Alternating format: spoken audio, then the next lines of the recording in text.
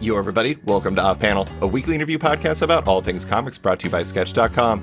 I'm your host, David Harper, and this week's guest is the editorial director of Inklore, an imprint of Penguin Random House, and the Caitlin Clark of comics publishing. It's Rebecca Taylor. Thanks for coming on, Tay. Thanks for having me. It's so great to be here. I do want to note we're recording this on Thursday, March 28th, so if Iowa and Caitlin Clark have been ousted from the NCAA women's basketball tournament by now, just know it was a much timelier reference then. But how's the day starting for you, Tay? It's starting well. It's rainy here outside of Boston, but spring is coming finally. What kind of workday has it been so far? So far, we had a little bit of a crazy morning with trying to figure out some new print schedules. There were some proofs that had to get to a printer, and then we had a really amazing town hall meeting with the head of our division, Sonia Dillon, who is amazing, and we got to hear a lot of insights from her and from the team, and it was a really great meeting. Was that like a all staff thing, or was that like a upper management? What was that? Was that just No, all staff. Okay. I do think it's interesting. That was one of the things I was thinking about when it comes to your career is, before you went to Vault and became the managing editor of Wonderbound, that publisher's middle grade and young adult imprint. Was it middle grade only? I don't remember. There were some that you could argue were YA, but mostly. But you hadn't been in leadership roles. You'd been at other publishers, but Wonderbound was really kind of where you took into the leadership area. How has running the show at imprints like Wonderbound and Inklore now changed what your day-to-day work life is like? Is there much of a difference, or is it just doing different things with a different hat on? At Wonderbound, it wasn't dramatically different because I, was the leader of Wonderbound, but also I was the only person at Wonderbound. So I was leading myself. I was still editing all of the books and doing all of the day-to-day. I just got to be involved in the strategic planning, but that's something that I've been really lucky that at pretty much every job I've been at, regardless of where I am in the hierarchy, I've been able to voice opinions and have people that have listened to my ideas. It was really coming to PRH where being in a leadership position was really a different role. And I've really loved it. It's a lot more strategic planning than it is boots on the ground editing. And I thought that I would really miss that everyday editing. I got into this because I love story editing. I love working with the creators. That's my favorite part. And I thought I would miss that so much that I would want to go back. But I really, really loved the planning part of it. And I also have actual direct reports now, which has been, a really great challenge. But I'm really lucky because everyone who I have as a direct report is like the greatest person ever. And it's so helpful and wonderful. And they make it incredibly easy. Yeah, I imagine that would be a huge difference between that and Wonderbound when you're the boss of yourself and no one else. It's like kind of a boss in name only in some ways, but pretty much, yeah. It does seem like now that you're at PRH, now that you're at Inklore and everything, and you have direct reports, it's even though you aren't being able to do the boots on the ground editing and things like that, you're able to help the people underneath you understand like the right approach and kind of what you've learned and things like that. And I imagine that is probably satisfying in a different way. Absolutely. And I've always loved mentoring. I ran the internship program. I use that term loosely because it was very unpaid at Archaea. And then for a little bit while I was at Boom, it was much more structured when I was there. So I had just swaths of interns for many years. And I always loved that. I loved running the internship program because you got to help people who were starting out in their careers and trying to figure out what they wanted to do and just kind of give them guidance and cheerleading. Mm-hmm. There's two things I think that are interesting about editorial. One is that no one really knows what editorial actually does. There's just like, oh, they edit books, that's it. And then they're like, I'm going to applaud them for very little and I'm going to be mad about everything involving their decisions because they don't really know what happens. But then on top of that, I think a lot of people think that fundamentally it's just like you're literally going through scripts and being like, you misspelled cataclysm or something like that.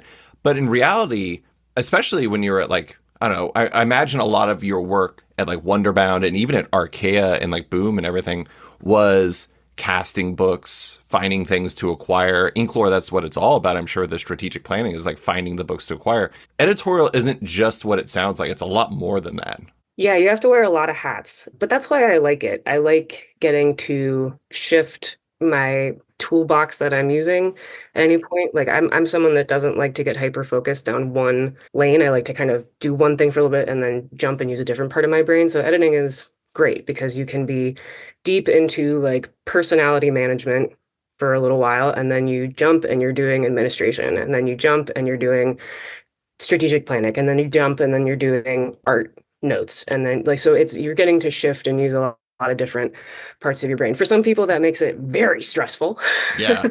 But for me it's why I like it. Okay, before we get into some of your background and how you got here, I did want to set the stage for listeners that don't know what Inklore is, because Inklore, even though it was announced, I think it was like last June, it does not technically have a release yet. So it still kind of doesn't really have like it hasn't had its debut in comic society yet, really. So Yeah. Inklore is a much talked about imprint at Random House Worlds that's, and I quote, publishing the best in manga, manhwa. Okay, this is the trick for manhwa and manhua. How do I pronounce the second one?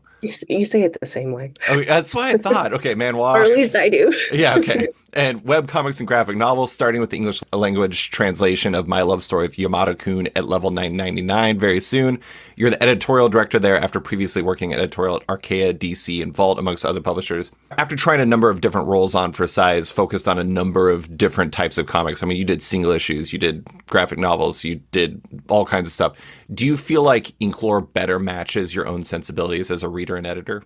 I think, who I am as an editor has definitely changed. And like I said, there's lots of different hats to being an editor.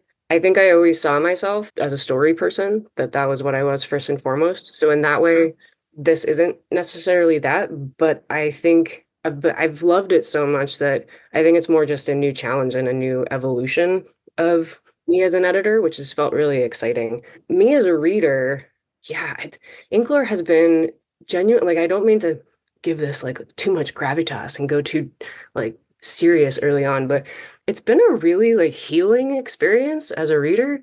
I think there's a lot of parts of me as a reader that I feel like I've always felt like I needed to either keep private, or it was something that like was weird, or that you only, you don't like socially, and that Inklore has really embraced a lot of those parts of me as a reader. And I think it's done so for a lot of the people on staff, and hopefully for readers as well. And so in that way, I haven't like been the biggest manga and webtoon reader my whole life, but I think the kinds of stories that we're telling and the kind of audience that we're going after is very much me. And it's been really exciting to get my hands in the dirt.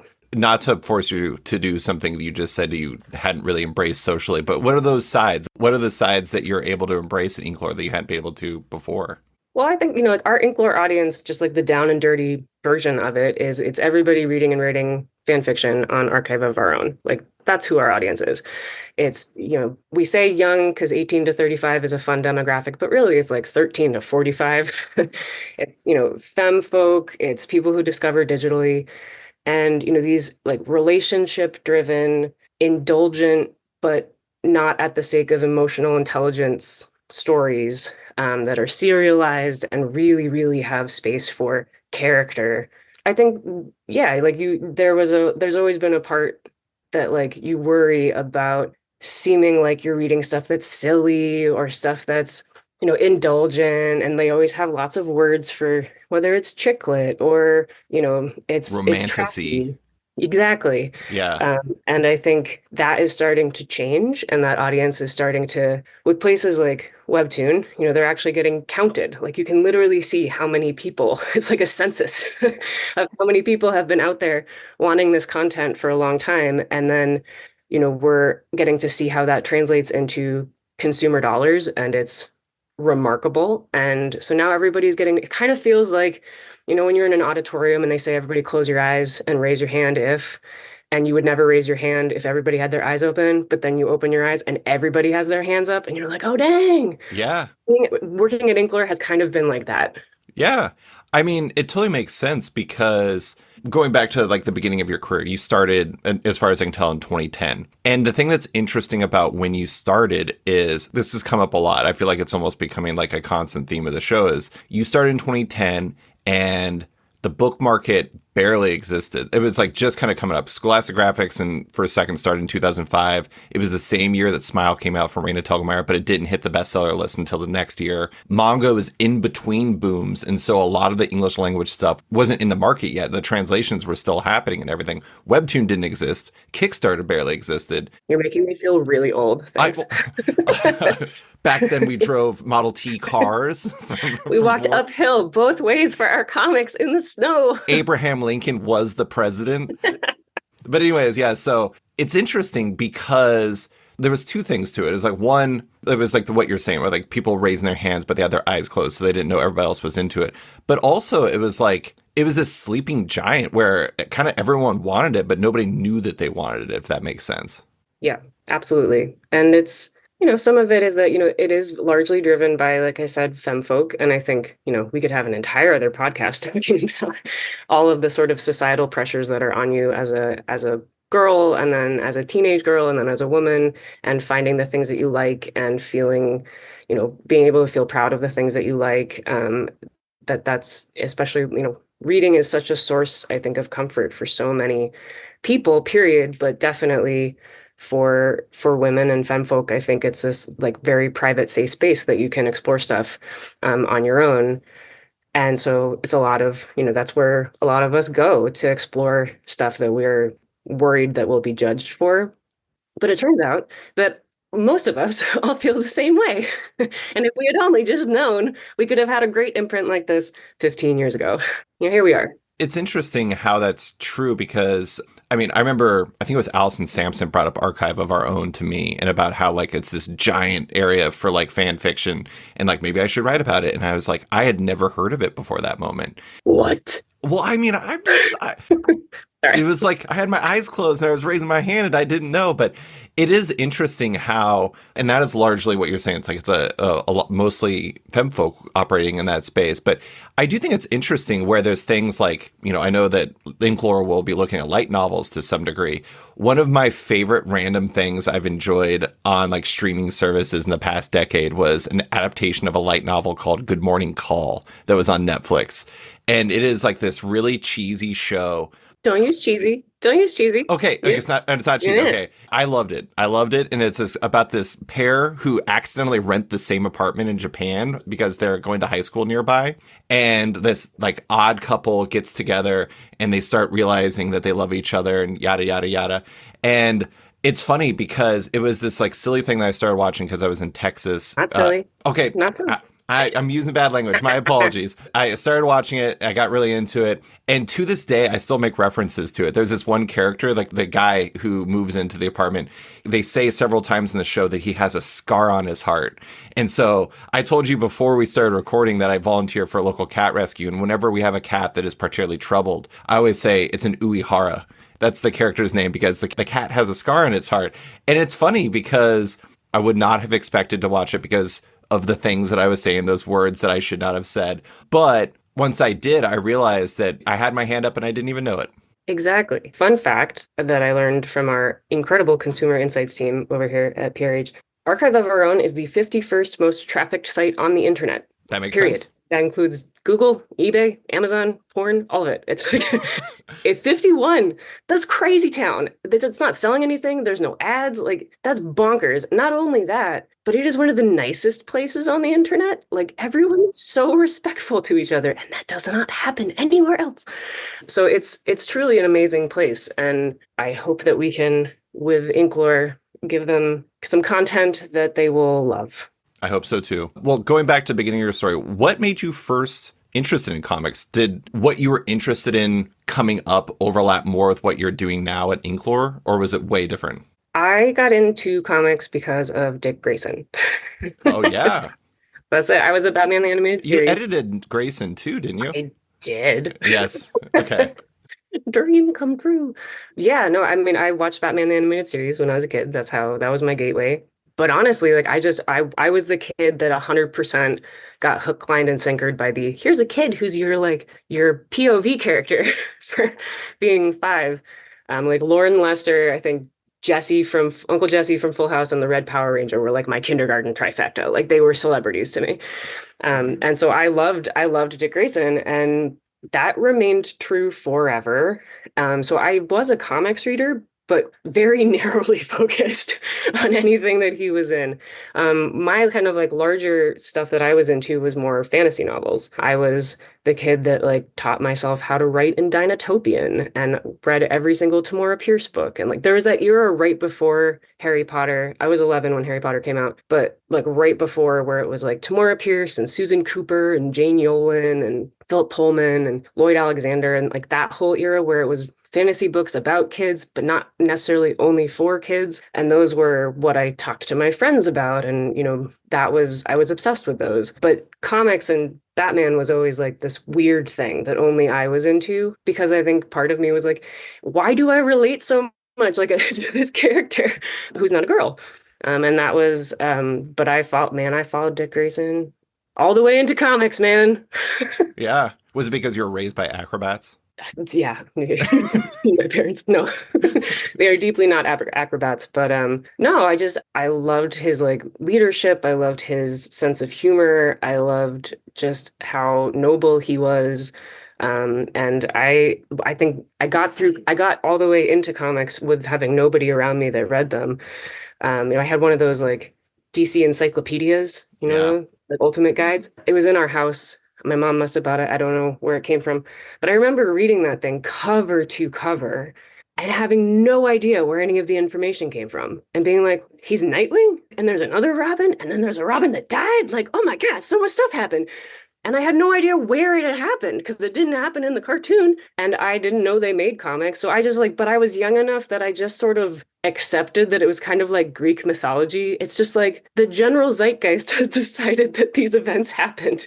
So we all agree on it. It's just like this is the mythology. And it wasn't until I was in high school that my mother, God bless her, she's never really understood how she ended up with a kid in comics, but she has supported me nonetheless. She brought home the second volume of Hush by Oh, Jeff Loeb and Jim Lee from Barnes& and Noble. That was right around when Barnes& and Noble actually started carrying trades of comics, and Nightwing was in it. And that was if you've been like harboring like a secret desire to be and both like and a crush on the same character for like ages 5 through 15, and then you see him drawn by Jim Lee, like you're done. It's over. It's over for you. I feel like I could write an article about Dick Grayson being a gateway to a lot of people in comics love of comics. I don't remember who it was. I want to say it was Susanna Polo from Polygon, but I had someone on the podcast where basically their story was kept going to Borders or Barnes and Noble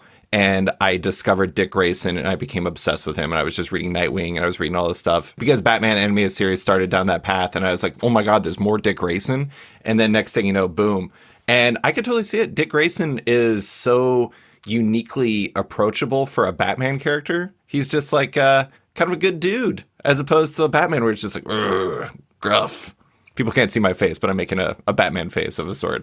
Actually, I don't even know if it was Batman face, but whatever. Yeah, and I think that the whole like dynamics of the Bat family, other than Babs, I do love so much. It's like mostly just a bunch of boys. Like it doesn't have that many women in it, which you'd think would make it difficult for women to relate to it. But I found that it made it easier for me because so many of the women in comics I didn't relate to at all. And it just added that dynamic of like objectification or like gender dynamics or power dynamics between the genders. And you didn't have to worry about that with the Bat family because there weren't any of them. So you could be whichever one you wanted. And it was great. Yeah, no, I did the same thing with Nightwing Comics, but I was in college. It was Midtown Comics for me. That was where I went. I went to college in New York, and I remember I was trying to skirt around Times Square at one point. I was trying to not have to go through, and I saw literally a bat signal, like a neon bat sign in that second story window, and I was like, "What is that?" Like on 40th and or 41st and 8th or wherever it is. And I went down and I saw, and there's like a door with like, if anyone's ever been to Midtown, love you Midtown, but it's like a creepy ass staircase. It It's is. not wide enough for two people to walk through on the same time. And the only like thing you have at like hope you have at the top of that it's not going to be even creepier is just like one poster of like the Justice League or something. And I was like, I'm doing it. And I went up and then you turn the corner and it's Midtown Comics. And so I lived there for college. I would literally just flip through single issues looking for the like very specific electric blue Pantone color of his symbol.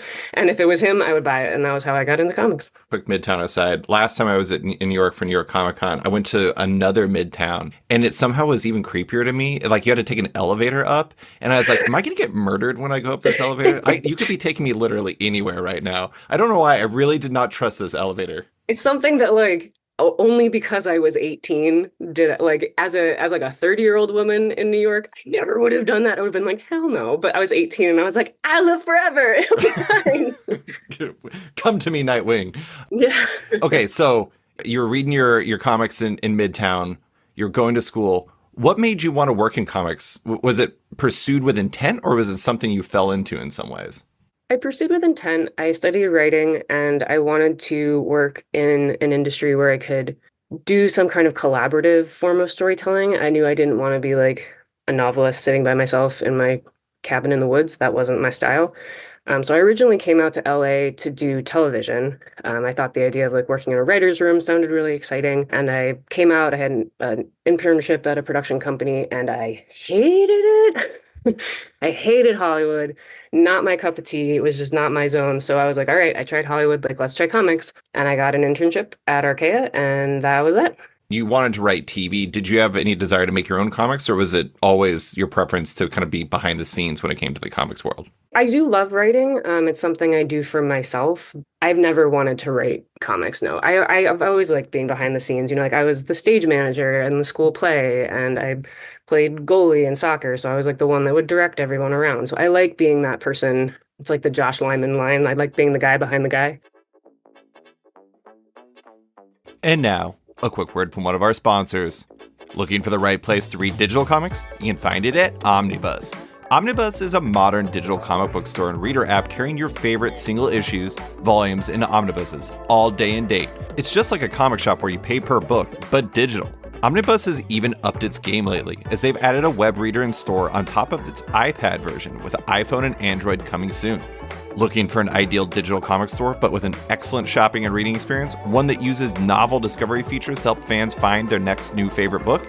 And one that features many of the best comics and publishers in comics today, including publishers like Image, Boom, Dark Horse, and more? You can find all that on Omnibus. Visit the web store or download the app today at omnibus.app. And now, back to the show.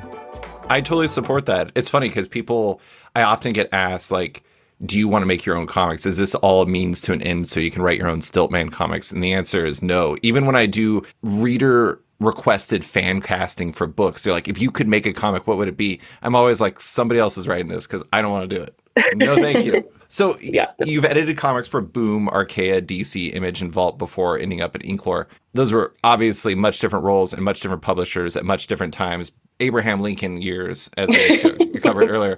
But what were the biggest things you learned during those previous experiences that you think have guided you throughout your career? You know, Archaea, was a startup when I was there. So it was an amazing place to be 22 because it was grungy and chaotic and idealistic and creative. And we didn't have office furniture. We just sat on boxes. So it was like the dream of moving out to LA. And I do want to note really quick, like, I don't think a lot of people know or remember Archaea. Archaea did a lot of really great stuff. That's how I discovered The Killer by Luke Giacomo and Matz. Like, that was I was so stoked to read that. And then I was like, David Fincher's making a movie? Oh my God. I know. So cool.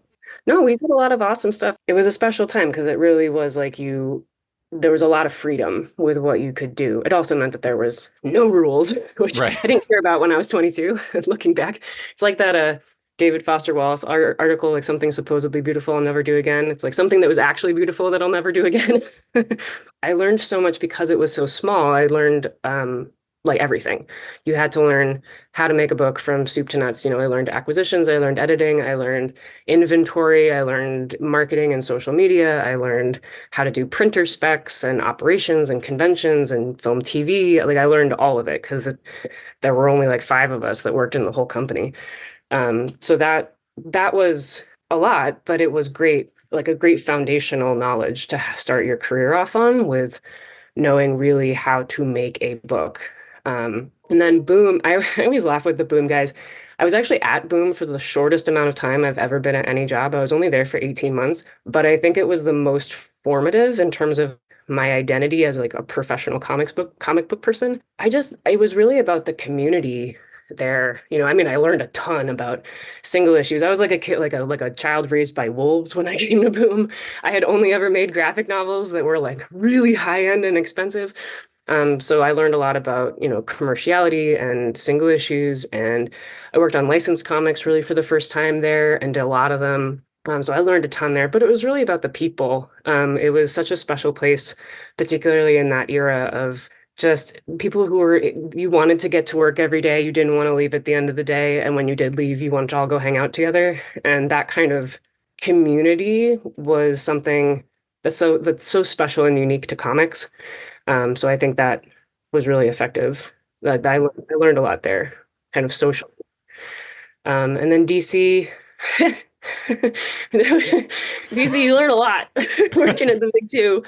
No, I mean it was a dream. Like you get after all these years, someone says, "Do you want to edit Nightwing?" You say yes, and you go edit Nightwing. So I mean, I had never worked at a company that big, like working at Warner Brothers. Just working at a corporation is a educational process. I think working with that tier of creators, the ones who have been doing this for 30 years, 40 years, intergenerationally, like it's a different scope of kind of personality management and people management, but also you learn so much about the craft from them and just watching them do what they do. Also being a part of a shared universe. I was not used to that when I got there. So like if you blow up the moon, you have to tell people because other people need the Make sure when moon. you show the moon, it's been blown up in the background. Yeah, but I did learn those the hard way. But yeah, and I learned a little bit about like publishing politics and things like that. But I mean, I just got to check so many things off my bucket list there. It was amazing. And then yeah, with Wonderbound, I got to kind of do the books that I wanted with the creators that I wanted and build it how I want. I got such creative freedom there and such creative support. And it was, I'll always love those books just forever. It's just such an amazing group of creators, just not a bum in the bunch. They were the best. I was just grabbing books off my shelves and I Oh, was Unfinished Corner. unfinished corner. And then I don't think you worked on the killer, but I got the giant, I got a bunch more RK up I there. did work on the killer, actually. Oh, you did? Okay. I mean, actually, in a weird way, that's kind of like a proto Inklore book for you because it's bringing in a global book. It's global content, if we will. How do you think I got this job? Just It's like, I worked on the killer. Do you even know me? yeah. They're like, have you ever brought in international content? And I was like, yes, from France. That's right. It's funny. You said you were working with really big names at DC. It's funny to think back on Grayson. It's a funny book, both because you got to fulfill your desire to work with your guy, Dick Grayson, but also, I think, was that Tom King's first DC book? Hmm. Yeah. He and Tim Seeley wrote it together. Yeah, him and Tim, they had to, partner up and everything. And it's funny to think back on that, where it's just like let's do this weird book where it's not even Nightwing, it's Dick Grayson rolling around being a spy, because I think he was dead, I want to say. Dead. He was, yeah, dead. Comic dead. And it was just this wild book, and it kind of in a lot of ways introduced the world to Tom King. And here we are. Yeah. Years And later. Mikkel Janine. Don't forget about And Mikkel Janine, yes. I That was know. a good book. It was a great book. How different do you find the experience of editing single issues versus graphic novels? Was that like speaking a different language for you once you started doing it? Kind of. I think it was more about like the production logistics when I was at Boom. When I came to DC and it was single issues, like a whole world of single issues, and you were only working on the singles, the biggest difference was just the pacing and the project management. I mean, it's a lot more like what I imagine working in a newsroom would be like, or used to be. I don't know. Do they have newsrooms anymore? But like Batman's got to go to the printer on Thursday, no matter what. If you have to hire 6 inkers to make it happen, you Right. hire 6 inkers. And I was used to the creator-owned experience of like, well, then we'll just move it, And so I think it was less of like the single issue to graphic novel and more of the creator-owned to like licensed world was different. And it was just so much faster paced. But once you get in it, then you can kind of keep riding the wave. It's just hard at the beginning to figure out how to surf, I guess. I imagine to some degree, Wonderbound and maybe even especially Inklore are even more on the opposite end of like the deadline. I mean, not that you don't have deadlines, but the book market thinks in like 12 to 18 months instead of like 3 to 6 months like the direct market often does, where it's like, you announce the book and then it goes up for initial orders and then it goes to FOC and then it's out. And so like that's kind of like the defining, like this is when things need to happen because you have the deadlines that you have to live up to. But with, like for Yamato-kun, I mean, it's like there's a reason why Inklore was announced in June, and that's because that's when you need to start the cycle for promoting the first wave of books already. And it's interesting how the scale of time changes dramatically depending on which kind of market you're aiming at. 100%. And I mean, I think book market, yeah, the sales cycle is a year, about a year, but the actual planning stages are Oh, even longer. years. We're thinking in like 5-year chunks for a book, and I find it really amazing because you can just plan for like in so much more of a long view. You can invest in things longer. There's like the concept of a mid list, which we don't really have in comics very much. Midlist being that's like the not initial release, not backlist. So it's kind of like the promotional, like after it's been released, or is that something else? No, mid-list is kind of like books that, are not your crazy bestseller and they're not Oh, like the steady sellers in the middle. That's kind of hard when you're in comics and everything has to hit over and over and over and over again. Yeah, it's kind of the difference of like someone who like checks their email once a day, like logs onto their computer and checks their email once a day. That's book market, or as opposed to direct market, which is like you getting notified every single time you get an email and you check it every single time. It's like the mhm. energy is just different. Yeah, it is really interesting how different it is. How far out are you acquiring right now? Are you like 2027 or something? Yeah, yeah. We're just starting to do 28. It's really interesting whenever like they'll have like Publishers Weekly where it's like, this book was acquired by so and so. And I'm like, man, I can't wait to read it. And it's like, it's coming out in spring 2027. I'm like, I can wait to read it. I have to wait to read it. But that's how it works. Yeah. And it's funny though, because as a comics person in the book market, even though it seems like to comics people, the book market moves slow, to book market people, comics move slow because they're like, it's going to take you how long to make this thing? Like, Yeah. what do you mean? Well, it takes like, if you want a 250-page book, it's going to take me 2.5 years for someone to draw it. And they're like, Yeah. what? It doesn't happen automatically. You got to get a person to do it. They can't do it in a day. So I was just like, can we make it faster? No, unless you want their hand to fall off. Yeah, exactly. Well, let's dig into Inklore, which is, again, an imprint of Random House Worlds focused on manga, manhwa, webcomics, and graphic novels. I don't want to ask about the origins of it. What I do want to know is, in the press release, it was said to be celebrating, and I quote, the most popular fan-driven tropes in visual storytelling with a focus on digital to print licensed publishing.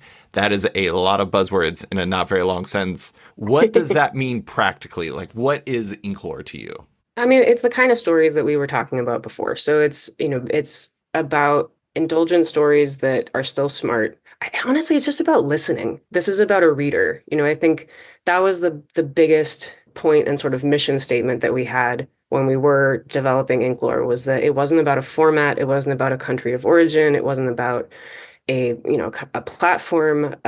It wasn't even about a specific kind of author.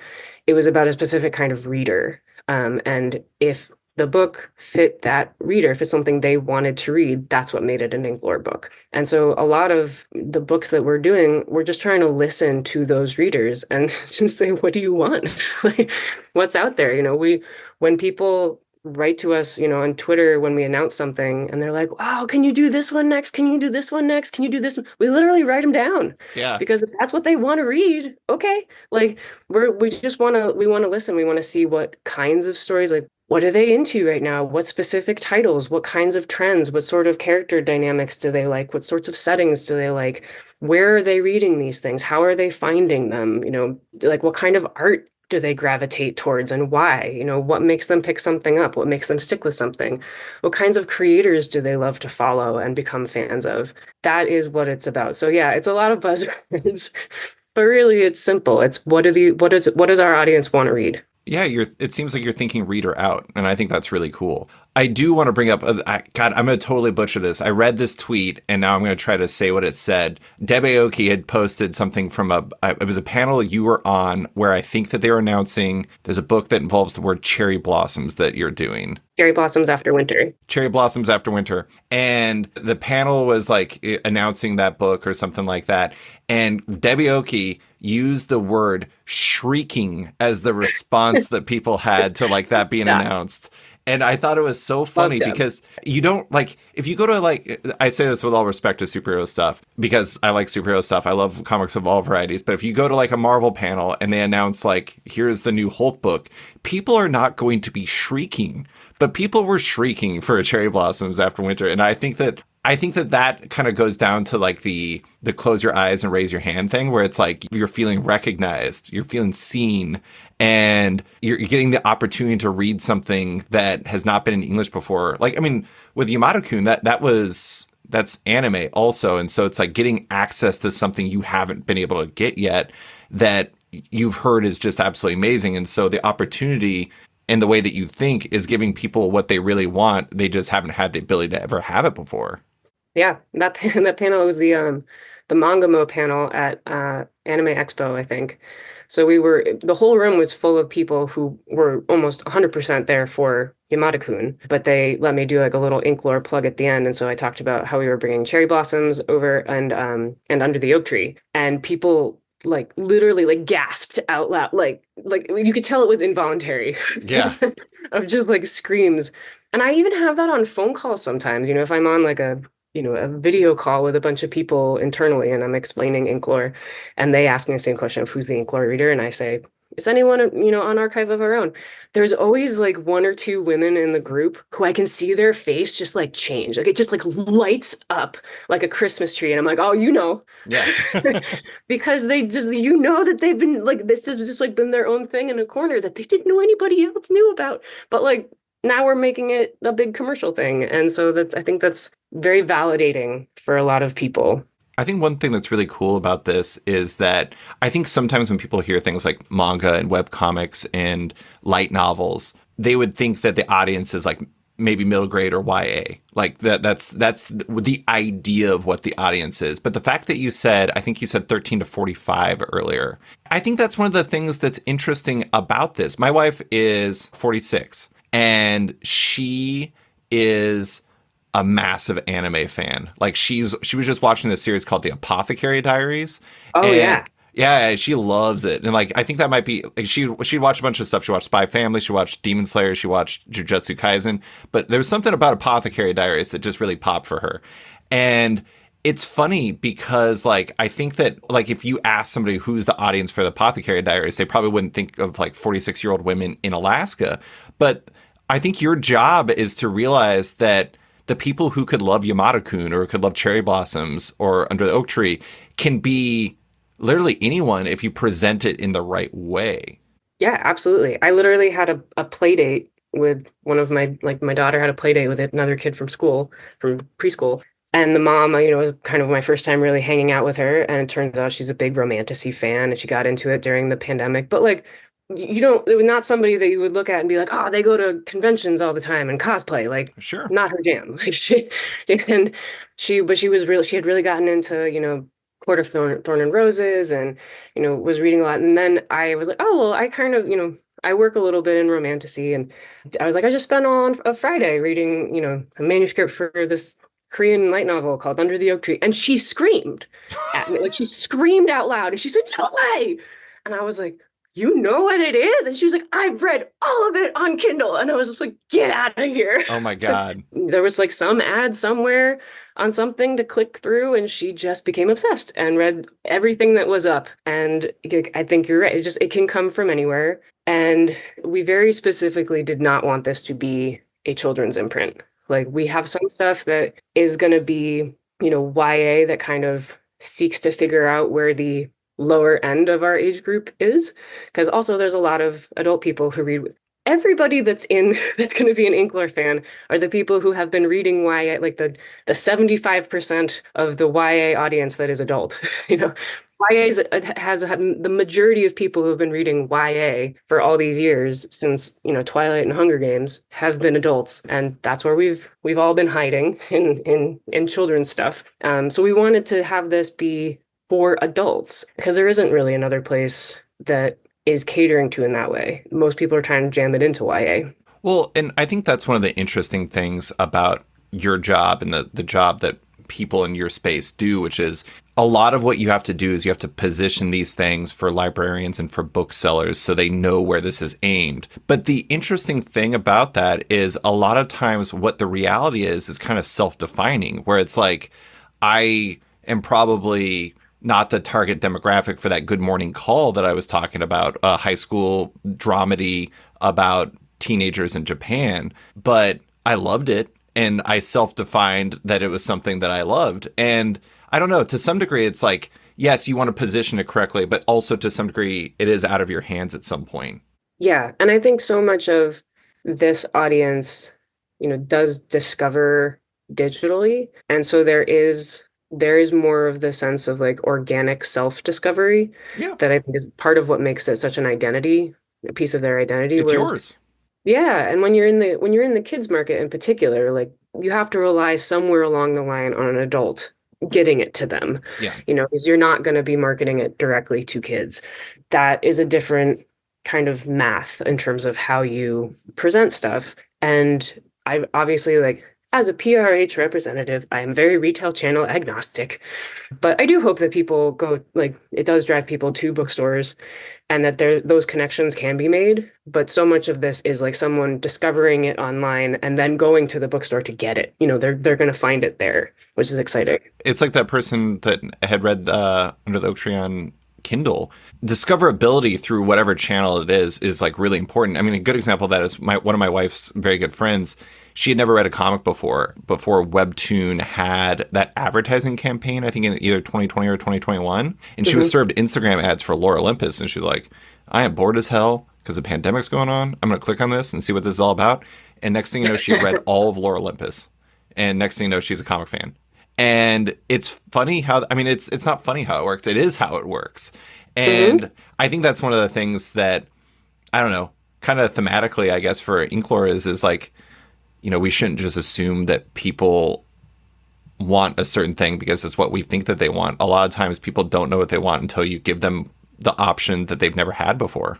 Yeah, I mean, it's why ultimately, like, I fell in love with superhero comics, but it started because I loved one particular character. But I loved it because I loved the soap opera of it. Like it's like a 75-year long soap opera.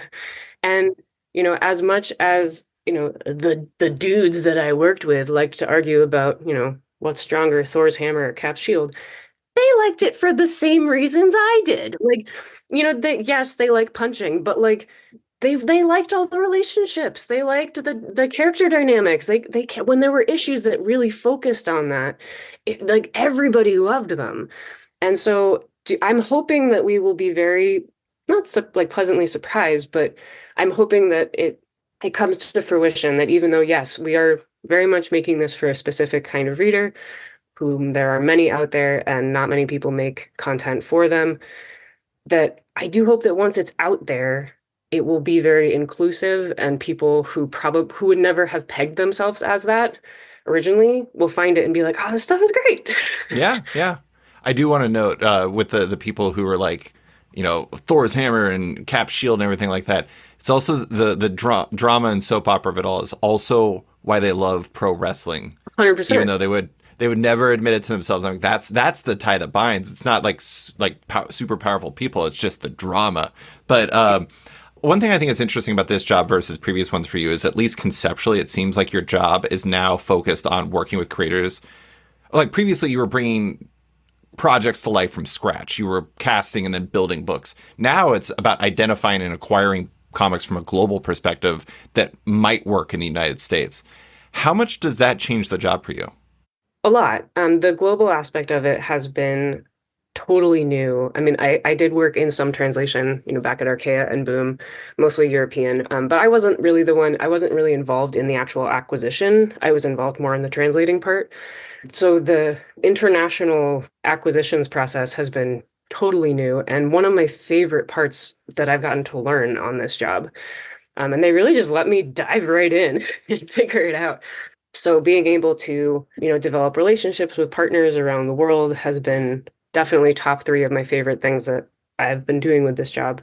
The idea that most of our list right now is localization, it is different from having to build everything from scratch, for sure. And I think that will largely stay, true. I think there will always be a healthy amount of stuff that is kind of being localized that was made originally somewhere else. But part of it also is that it's the beginning of the imprint and it's faster to get localizations out than to build something from scratch.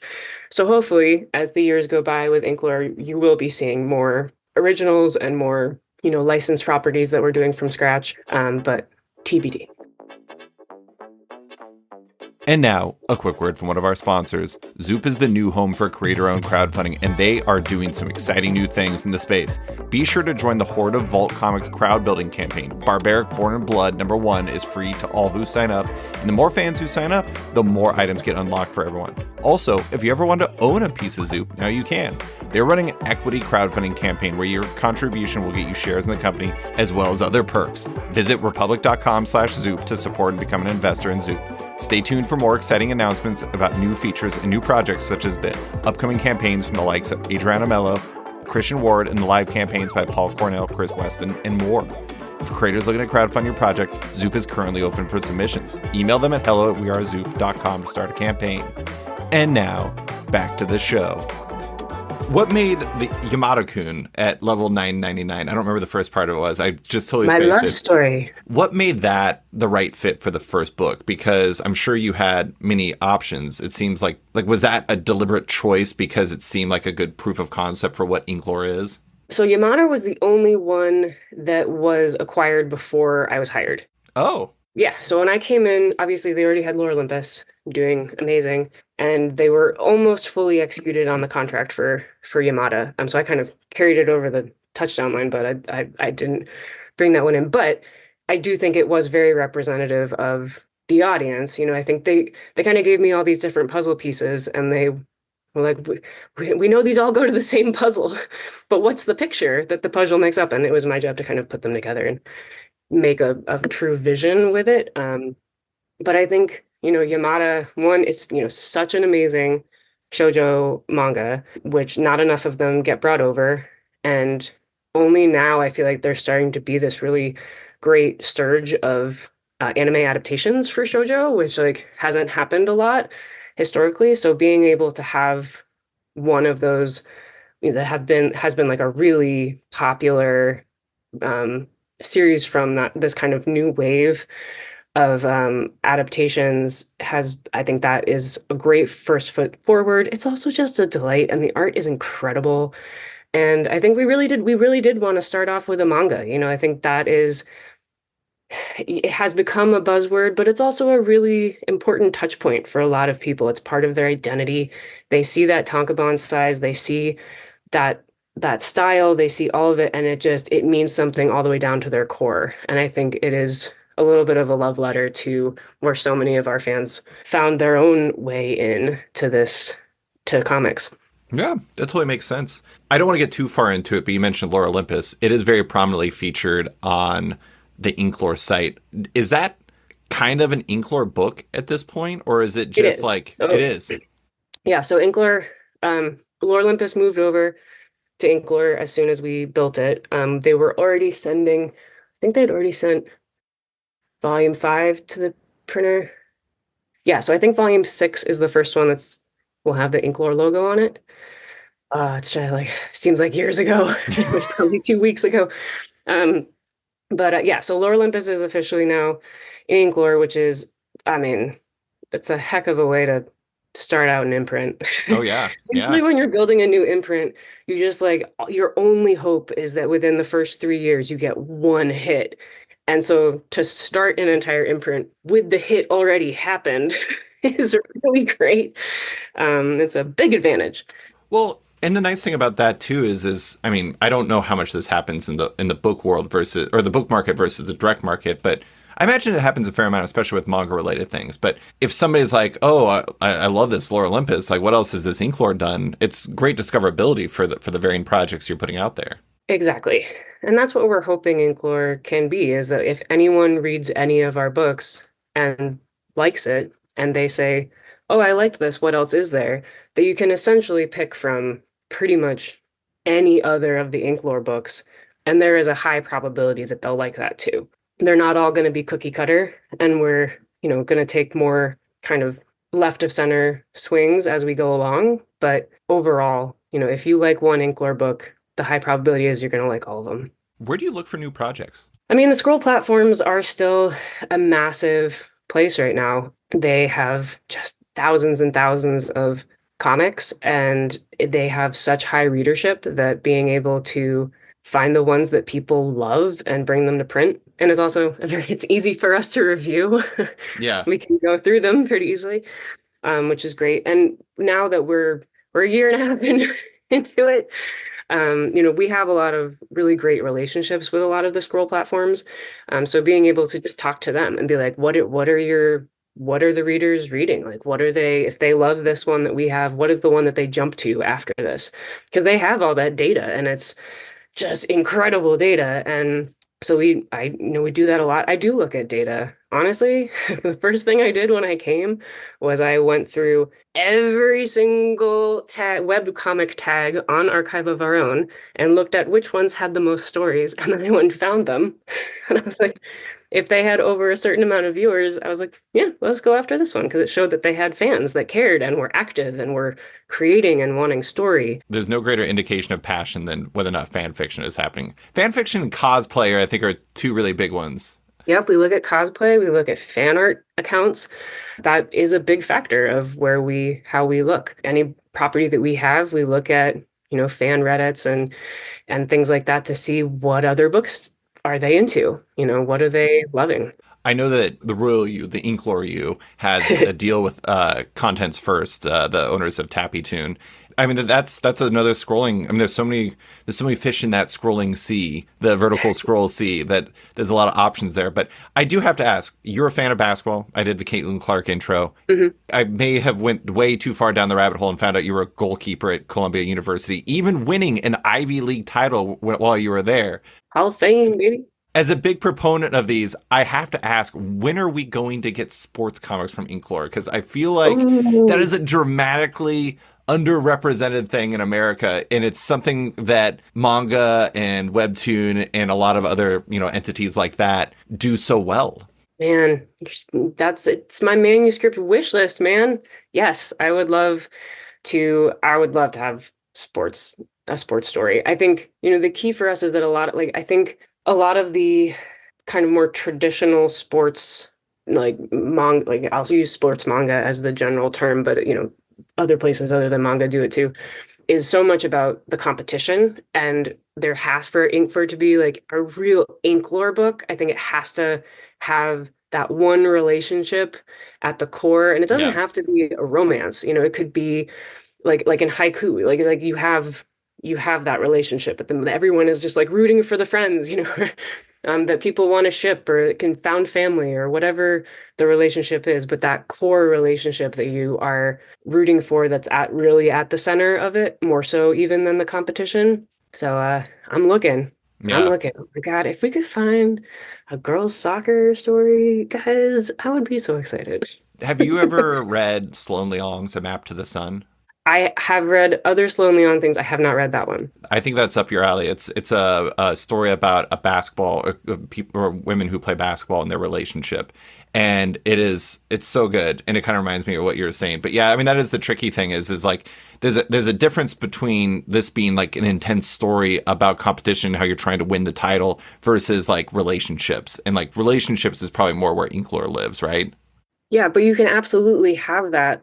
And that exists all the time in sports, I think. But it's kind of like the superhero of it all, where I think a lot of times when you're in these more action-driven genres, the action elements of it can overshadow, or that's the priority. over Right. the relationships, from a commercial standpoint, but I think I want the one to sort of edge the other way. Yeah, yeah, yeah. So you mentioned vertical scroll. Vertical scroll is something that you look at, and those variant companies trying to find the right fits. How does the process of translating from the vertical scroll to an actual print book work? Is that something you and your team sort out?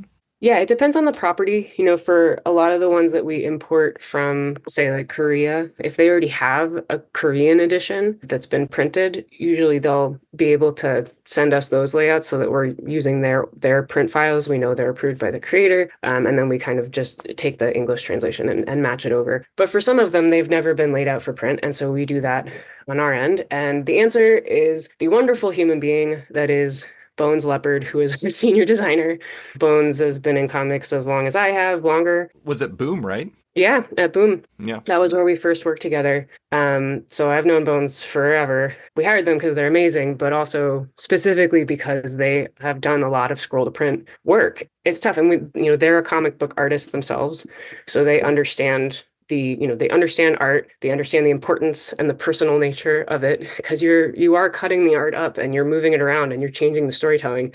So it's not a production job. This is not a processing files kind of job. This is an art form that I think is in its very early stages. It's like lettering or translating. Yeah. That is, some people who don't know how hard it is will call it like, oh, that's just a production thing. But no, it is translating something. It's an adaptation. We do call them adaptations internally because of that. It is not just reformatting. It's considered an adaptation, because it's changing the storytelling, it's changing page turns and pacing, and it's a lot. So we have our design team go in and they provide, samples of those kind of things, the aesthetics, the pacing, the kinds of borders, all that, and give it to the creator and have them sign off on it, give notes on it, and then we go from there. That's, I think, one of the things that people kind of sleep on when it comes to the vertical scroll stuff. I think especially when it comes to lore. Rachel's superpower, in my opinion, amongst a great many other superpowers, Rachel Smythe, is how good she is at pacing with like the vertical So scroll. good. And translating that, I was going to say the exact same thing is storytelling. Like translating that to print is really difficult, and trying to make sure that it reads well, because like there's going to be two audiences to it. There's going to be the people who love it in the vertical scroll and want it in their house, and they're going to know if it's wrong, Mhm. wrong quote, not what they want it to be. And then like the people who have never read it before, and if you don't do it right for them, it's going to also be a fail. And so it's having somebody that can do those adaptations and make sure that the storytelling translates is extremely important. Very important. For Lore Olympus, it's an amazing guy named Edwin Vasquez and the editor, Sarah Peed, Speed, we call her. Hugo Award nominated Sarah Peed. I have to make fun of her. Oh, yeah. Yeah. She was the editor of Lore Olympus over here. And they had to kind of learn that on the fly with Lore Olympus, and obviously did an incredible job. But yeah, that was that team before they got back up. So I just have a few more questions. One thing I want to ask about is another side of the job. How does building up relationships with the direct market, which is, for listeners that don't know, the side of the comic industry that's comprised of comic shops, and the book market, which are bookstores and libraries and everything, fit into what you do? Is building those connections part of your purview as the editorial director? Partly, yes. We have at PRH, we have a massive sales team. I mean, best sales team on planet. And we specifically have one part of our sales team that is solely dedicated to the direct market and servicing our direct market retailers. I 100% poached our marketing manager from that team, Steph Hokut, who I also worked with at Boom, who was my intern back at Archaea. I remember getting emails from Steph when she was at Archaea. Yeah, Steph's amazing. She joined us in January. But she was on that team. So she was the marketing manager for talking directly to the retailers and marketing to them. So she has come in with such a clear vision in her mind of how we can be inclusive of, and not just inclusive, but like really help create some champions in the DM for Inklore, which has been really exciting. And, I am a resource for that. Obviously, as editorial, you're not on necessarily on the sales side, but I get to be involved just in terms of like the strategy and anything. Basically, I'm standing here going like, whatever you need, let me know. that kind of seems like that's your purview to some degree as well. You have your kind of tailored role and like the strategic side of things. You can help with editorial and you can help with marketing and help guide those things if they need the assistance. Yeah, I just kind of as the brand manager of, I'm not the brand manager of Inklore. I mean, it's not wrong. I mean, that's one of the funny things about these names is like to some degree, it's kind of like what I said with the age stuff earlier, where it's like it's self-defining. To some degree, being an editorial director has this specific role, but I'm sure you've slowly found it's stretching into different places that you would not have imagined to begin with. Exactly, especially at a place as big as PRH because there's just so many opportunities to do more and more and more and more. And I've really enjoyed it. But like for example, Comics Pro just happened in February and I didn't go, but our team, our sales market, our direct market sales team, Tyne Hunter, who is amazing. If anyone's ever met Tyne, she's incredible. She was there with her team and they showed, Steph put together a video for Inklore to show at Comics Pro and the video was of me talking about Inklore. So like that's the kind of I'm not the one there, I'm not the one making the video, but I'm the one in the video. If that makes sense. Talking to the retailers, being like, "Hi." Well, and that's the thing that I think that while I think a lot of times when people think about manga and light novels and things like that popping today, they think about bookstores. But I know so many shops. There's this one shop in Israel, Kamikaze, that would send me pictures of like when they got a restock of manga and they had this just massive wall. And then 1 week later, when they have like 15 books left. Big Bang Comics, they do a ton of manga. They move a lot of manga. And while it may not be as big of a count as like, I don't know, Barnes & Noble or like Books A Million or whatever, comic shops, manga and all that stuff is a really essential part of what they're doing today. Oh, it's a huge priority for PRH. Like we are the only big traditional publishers that distributes direct market, and Right? so it's a really big priority. They've really taken to it and built entire systems about how important the DM stores are. I'm really excited for the direct market retailers. They have had to put up with just so much craziness in the last however many years. Yes. And I feel like when I was growing up in the DM, there was, I think the kind of idealistic streak of us, our goal was always like, who's going to find the book that brings in, like adds people to the 100,000. There are 100,000 people that consistently read single issue comics in this country. That's how many people buy Batman. And that's how many people you're trying to get as many of those 100,000 people to buy every single issue that you make every single time. It's exhausting. So like everyone wanted to have the book that somehow like was for an audience that you knew would love it. And if you could just get them to read it, then they would love all comics forever. And they would come into comic book stores and then we would add like to the baseline, like permanently add to that 100,000. Like that's what everybody wanted to do. And we were like, fingers crossed, hopefully it's Saga. And like Saga did amazing things and so many more people read it, but it didn't really change the 100,000. Right. And I think what's amazing now, in our wildest dreams, we were hoping to like maybe add 25,000 people to the 100,000. Like that would have been like beyond, that would have been nirvana. The thing is that it happened. Those readers, there is a new generation of readers who love comics, who buy comics, who are obsessed with comics. Comics are a part of their everyday life and a part of their identity. We just didn't have anything to do with it. Yeah. And they're on Webtoon. And the thing is, there's billions of them. It's Oh my God. bananas. Billions of them. And it's like, I feel like coming to Inklore, I feel like I walked to the top of the hill and looked out and like the promised land is like just over the ridge. It's like, they're all here.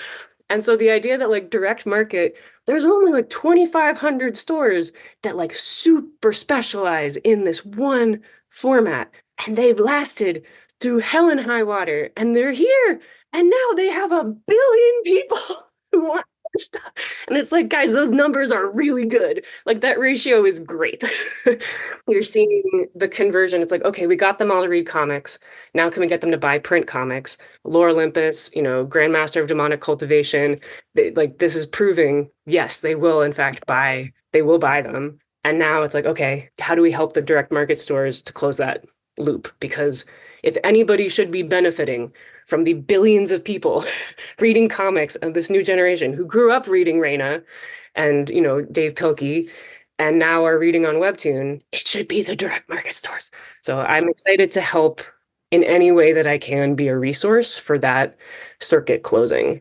I love the names of like you said, was it Grandmaster of Demonic Cultivation? Oh, such good names. We just announced one from us on yesterday, Tuesday, called Father, I Don't Want This Marriage. And I love that title. It's so I good. they're always so specific, but They're so actually like great. they're like increasingly funny every additional word to me, and I absolutely love it. And it's funny, I've noticed some direct market single issue series that are starting to kind of incorporate manga type names. Like Jerry Duggan just announced a new book, and it was like 7 words long, and he sent me a copy, and I emailed him back. I was like, Jerry, this is the most manga title you've ever come up with. This is pretty incredible. But I feel like Matt Rosenberg has always oh used manga yeah, titles. what's the furthest place from here? Four kids walk into a bank. Exactly. Yeah, exactly. It's just like, come on, man. Have you ever heard of 2 words, 1 word? What are we doing here, Matt? Hey, it worked for him. I love Matt. You know, another big part of this, you mentioned Comics Pro. What is Inklore doing on the convention front to get the ball rolling? Like, are you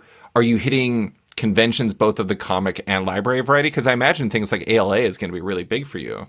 Well, it's interesting because, I mean, we're definitely hitting, the major comic book shows.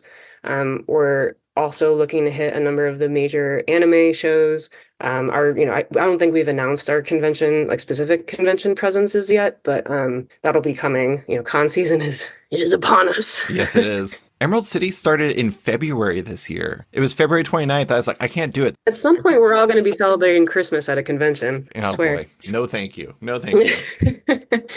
So we're, definitely at all the major like pop culture and anime places we're looking to have a presence. The library presence is interesting because, Inklore is on one hand leaning into so many of the things that are really popular right now in the book market, but it's also adult. And that is hard for a lot of libraries, to get our content, in, especially when it's visual. There's a big difference between a romance book and a visual romance book. And I wish there weren't, but there are. They're just the reality of like the consumer experience, the library user experience is that it does feel different to many of them, if not most of them. And so it's going to be hard. It's going to be hard for us to find the right fits for the librarians. And it's something that we think about a lot and that we are definitely like, there's a couple of projects that I think will be announced later this year that I'm really excited about. And part of why I'm so excited about them is that they will be ones that we can really collaborate with librarians on, and will be things that we can really bring to those shows. But at the beginning, we're more focused on the consumers. We're focused on for the conventions. Like we want this to be a consumer experience, a reader experience. We want to get firsthand conversations with them. We want to see what they're excited about, what they gravitate towards, all of that. That's what we're looking for.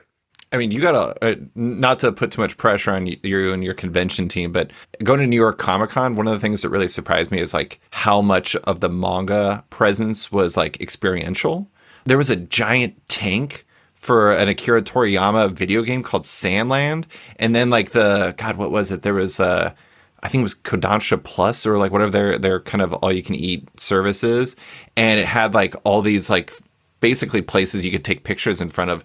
And I do think that's kind of interesting. That's one of the differences. But like you go to like a direct market publisher and you see like, the kind of typical direct market publisher setup where you're selling books and everything like that. And same with like a lot of the book market ones.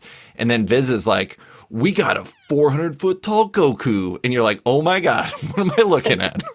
And it's interesting how different the approaches are. And I think part of that kind of ties into just the vibe of that space.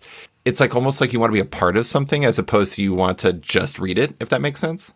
Absolutely. It's like it's a lifestyle. It is. It is. It is. All right. To close, I mentioned earlier, the Abraham Lincoln days when you started in 2010, everything had changed. It's evolved quite a bit. Change is a constant for comics, and you have a ton of change on the horizon with Inklore launching in full this year. To close, like, what has you the most excited about where things are headed for you in Inklore, but also just in comics in general? I'm just excited to get Inklore launched finally. It's been my entire life for the last year and a half, at least work life. I do have 2 actual children who I swear I take care of. So I'm going to be excited for people to actually have books in hands and get this into the market. But I am excited just because I am excited about the readership. I think that, you hear there's always the scary the scary voices out there. They're like, oh, manga numbers are going down now. And it's like, they're still up like 700%. Chill out. It's going to be fucking. Can I make a quick comment on that? Yeah. I always find it really fascinating where people are just like, comics were down 7% this year. And I'm like, comics were down 7% from record numbers. Like, it's still like way up to where it was like 4 years ago or whatever. But anyway, sorry. But I think it's exciting because I think this audience that we have identified, there's still so much white space there in terms of capitalizing on that growth. And I'm excited to see what they get excited about next. You know, that's really the end game with focusing an imprint that's on a reader and not a specific format, is that it's not as reliant on boom bust cycles, you know, because that reader is that reader and they've always been there and they're always going to be there. And it's just about listening to the reader and following them where they go. So I'm excited to hear where they're going to go next, you know, whether it's a different title or whether suddenly, you know, like Indian comics become huge and everyone wants Bollywood, or, you know, if suddenly they are reading everything on Instagram. I don't know. It just sounded so old. That was really sad. I don't really, I'm excited to see where it takes us. I think it's really cool to be a part of an imprint that is guided by the reader. And for comics overall, I'm excited to start seeing the success of the book market and frankly, the success of the direct market, despite how hard it is to start combining, like to start having, like I said, that circuit closing and having all boats rise with the tide. And you know, I think it's hard when, you know, obviously comics is evolving and some of that change can be hard and, you know, old traditions and old ways of doing things. But I think ultimately it's exciting. And I think the fact that we actually have a new generation of comic book readers that is this robust and this excited, and it's this integrated into their everyday life, their culture, their everything, it's just going to allow us to keep the craft of comics alive for so much longer and all the things that are special about it. Yeah, I'm excited for all of that too, Tay, but that is all I have for you. Thank you so much for coming on to talk about Inklore, Nightwing, and everything else. I really appreciate you taking the time. Of course. Thank you so much for having me. Thanks for listening to this week's episode of Off Panel with Inklore's editorial director, Rebecca Tay Taylor. You can find her on our website and Twitter, as well as her work at Inklore. Big thanks to Deanna Chapman for stepping in to edit this week's episode. If it sounds better than usual, it's because of her. Love Off Panel, want to support it? Subscribe to the podcast on Apple Podcasts today and give the show a rating or review while you're at it, but 5 stars only. You can also support the show by backing it on Patreon. Find the show at patreon.com/offpanel. And when you back it on there, you get early access to each week's podcast, as well as weekly content and more. Want even more? Subscribe to my subscription comic site, Sketched, at sketch.com for long-form articles, interviews, and the rest of the site's content.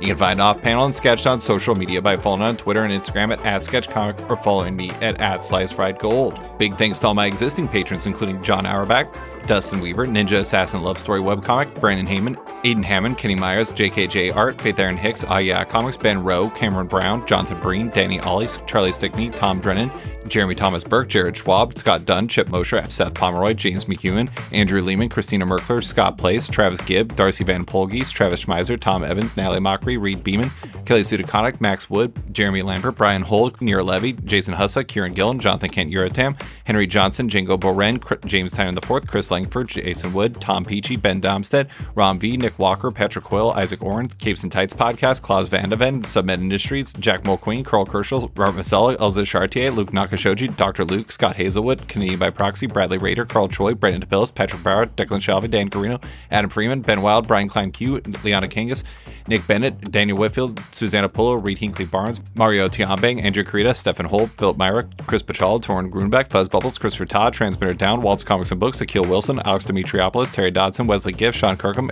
Brett H. Schmidt, Jason Goodmanson, Paul Reinwan, Vita Ayala, Achilles, Philip Seavey, Al Ewing, Ryan Alcock, David Kelly, Nick Polito, Matthew Groom, Jason Massey, Adam Bogart, Matthew Taylor, Nick Patera, Jacob Sorelli, Ford Gilmore, David Baraldi, Nick Hall, Bjorn Basin, John Hendricks, Steve Anderson, Ian Maxfield, Cliff Chang, Colin McMahon, Adam Highfield, Fiona Staples, Mark Abnett, Michael Shirley, Tom Barnett, Jim Demonakos, Norbert, Nick Lowe, James Kaplan, and Mission Comics and Art in San Francisco. You guys are all the best. A quick thanks to Wolfpack for letting me use their song Outro as the show's opening theme, and to Upright T-Rex Music, who wrote and performed Off Panel's outro and ad music just for the show. Check out both their music on Spotify because it's completely delightful. Thanks for listening, and tune in next week for another episode.